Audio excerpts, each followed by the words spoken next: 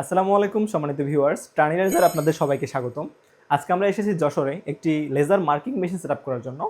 এখানে মেশিনারিজের পার্টসগুলোকে তাদের নিজস্ব ব্র্যান্ডিং বা কোডগুলোকে স্যাসেজ যে কোড থাকে স্পেসিফিক কোড নিয়ে বা ইনগ্রেভিং এর কাজগুলো করা হয়।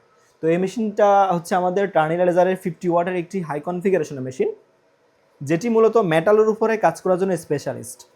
আপনাদেরকে একটি কাজ করে দেখাবো। দেখতে পাচ্ছেন স্ক্রিনে আমরা একটি কোড অ্যাড করেছি, টার্মিনাল লেজার এবং একটি ডেট কোড।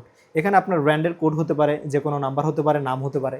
সো এটা হচ্ছে আমার পার্টস। এই পার্টসের উপরে কীভাবে এটি কাজ করে